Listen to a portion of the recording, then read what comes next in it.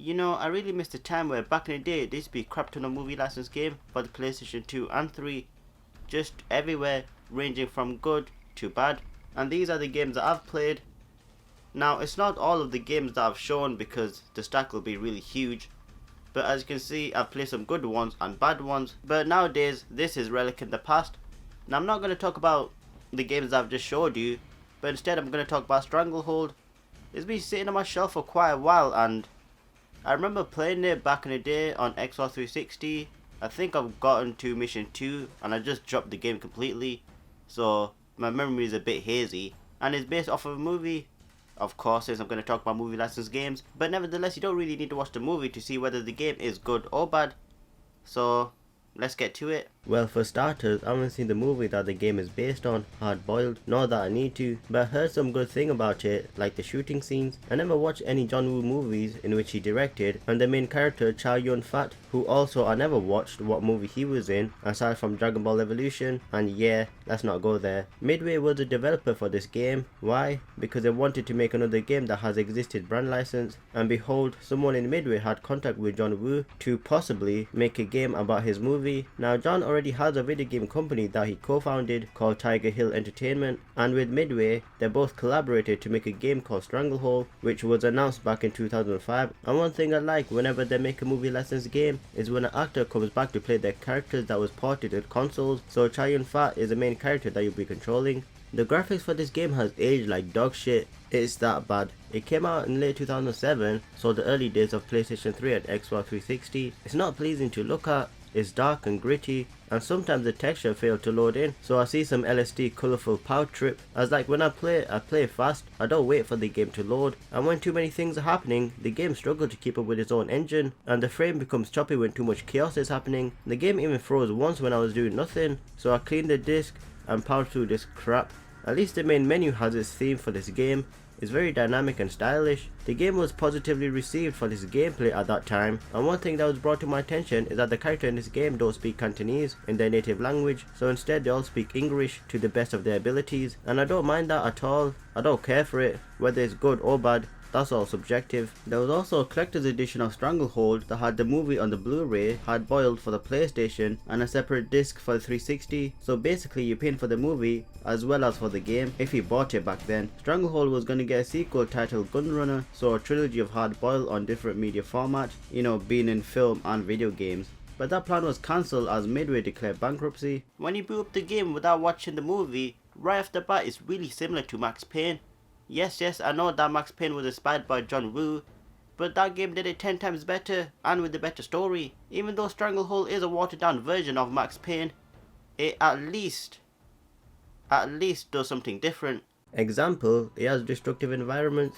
Yeah, it's not like buildings are gonna fall down, but when in an area that has objects that can break, it become hectic. Example, the whole freaking game. In the second boss fight, the second floors can break, so you have to think if you want to hide there, because there be health packs that later on will become unobtainable, and the pillars in where you be hiding from the bullets will also break, so you continuously have to move or you're dead. Definitely if it was on harder difficulty. In chapter 2 it's worse, as you have to destroy poles all over the place. I felt sorry for the strippers. I mean, how else are they gonna twist and turn? And in all chapters there are environmental hazards for you to scope out and use to your advantage, killing multiple enemies in one fell swoop, like shooting some piece of wood and see a rock slide, crushing all these poor souls that were probably 2 days away from retirement. Another element to this game is tequila slow-mo time. You'll be doing this a lot throughout the game, and that's why it's very similar to Max Payne. So here you can slow down time manually by pressing R2, or if you want to look cool, then run towards object to slide across and target enemies to auto slow-mo. You can change these slow-mo events by doing things like sliding down the railing, then jumping towards the car and roll and shoot things. There are so many options for you to choose, but I felt like it wasn't practical because enemies spawn all over the place, as sometimes it's hard to get your bearings together as you're being shot at from all angles, and doing cool shit for the sake of cool shit wasn't that good, cause you'd be flying all over trying to look cool and bang, you're dead. So when there's less enemies on the screen,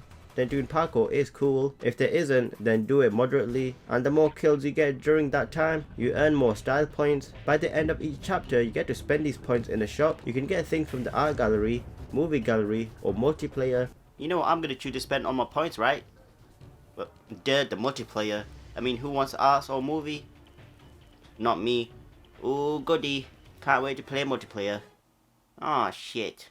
Speaking on cool things, you can do light parkour. Nothing major, just things like hop, skip and slide. Certain missions you're forced to have a standoff sequence in where you have to dodge bullets and kill the surrounding mobsters with one shot. Now for these, at first I was like, hell yeah, this is gonna be sick, but after again and again, the repetition, it just got stale and stupid. Like for instance, right, this part right here in mission 5, you have mobs holding a gun point blank at the back of me head and decides not to pull the trigger, and the funny thing is that you kill him last. You know there's a difference between having a cool moment and having a retard moment, right? And this was a retard moment. It was awful. And like I said, this part is forced, so you can't skip it. If you're struggling, then you have to get good and push yourself through and die right after.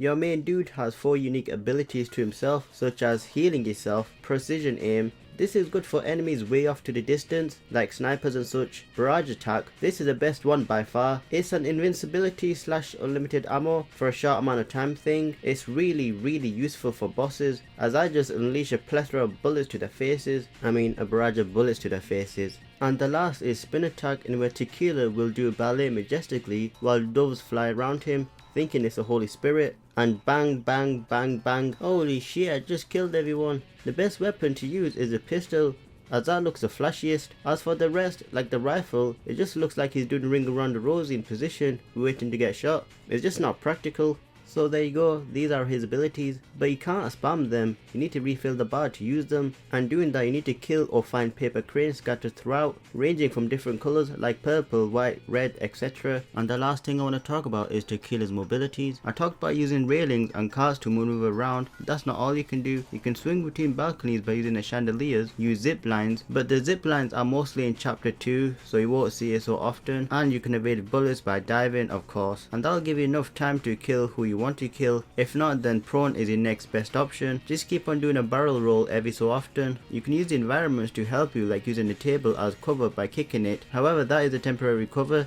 since it's made out of wood and will break eventually. And during that time when you're covering, scope out any explosive propane tanks for a nice kill, and you can use the vehicles to your advantage by blowing them up. However, I never really use that to my advantage because, well, you don't think about that stuff when you're under pressure. Tequila can use a vast variety of weapons, ranging from pistols, SMG, shotguns, assault rifles, and special powerful weapons like the rocket launcher, heavy machine guns, and golden desert eagles. But if I have to choose between all of those guns, then I have to choose the weapon itself, or Tequila's melee attack, as that will send the gangsters flying away from you, giving you distance and a good laugh. The game is mostly, if not all the time, a gauntlet, meaning from point A to point B, you just mow down 50 plus enemies every time, and I got bored. The only level that is different is chapter 2, where in one instance you use a turret from a helicopter, but that was awful and comical, as it was over the top, kinda like Hot Shots or Tropic Thunder, just explosion everywhere, slowing purple rockets waiting to get shot down. It again was bad. The helicopter wouldn't even stop moving around.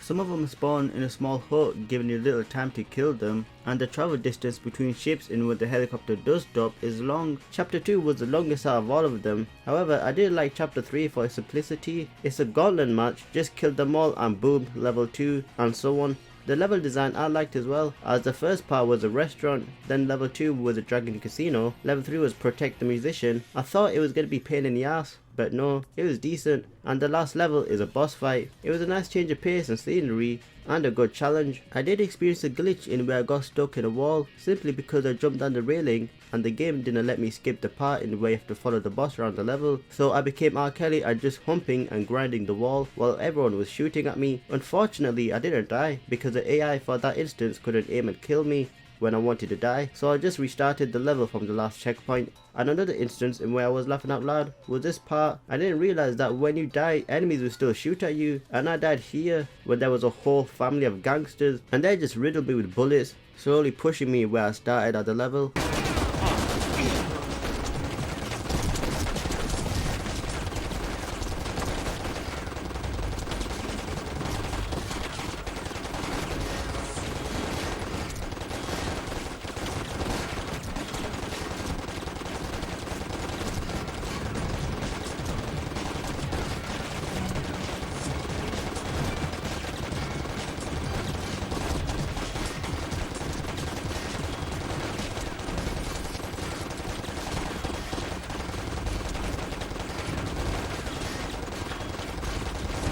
You think Robocop had it bad, but hell no. The story of Stranglehold is something that's really simple.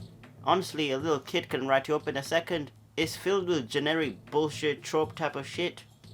So, here we go. The story starts like this. Some Chinese gangsters, I think, kill some policemen, and his job is to find the one responsible. Also, I should add that the voice dialogue was quiet, even with max settings, so it's hard to follow along with the story. Anyways, the killer is a hard-boiled cop. What is that? Well, watch Gintama episode 84. If not, then hard-boiled is essentially an egg solving crime in the corrupt world of the world, and so Tequila chases him down around the world, killing the leaders or sub-leaders one by one. Side note, I didn't know every character names other than the main character, so I'll just show you who I'm talking about. Right, cool. Back to the story. Then we get some backstory about Tequila with his love interest, whose father is the main bad guy in the game, and she, alongside her daughter, gets kidnapped by the Russians to use as leverage to exchange her for Hong Kong. All the while Tequila doesn't know that he has a daughter. Well, he does, but who cares? So in halfway point, it becomes saving your family. Unfortunate for him, the girlfriend dies by the hand of his best friend, who turned to the dark side. Sad story, right? Well, that was obvious even for a blind person. And he killed his friend in the most stupid boss fight ever.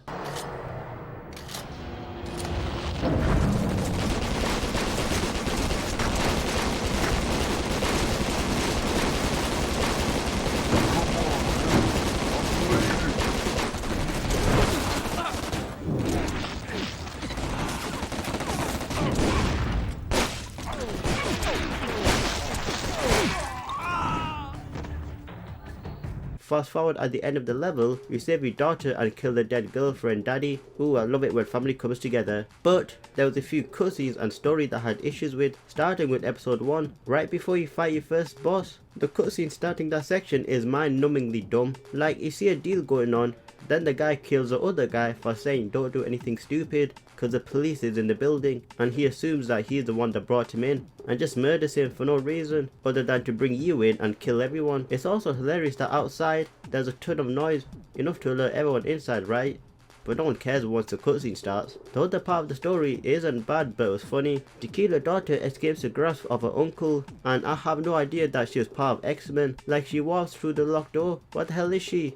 Kitty from the X-Men movies. And lastly, the only cool scene in the whole game is when Tequila sees his girlfriend for the first time in a long time in the hands of the Russians, and he looks determined to get her back despite her breaking their promise of running away together in the flashbacks. This game is short, only having 7+ chapters. Now, depending on how you play it, they can be really short or really long, wink wink.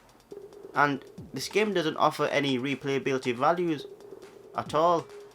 I mean, I've played normal mode, and I think there's a hardest difficulty called hard boiled, and I'm not even going to attempt to try that at all. When you finish the game and see the credit at the end, you see the devs having fun in the special thank you part, as you see some funny messages.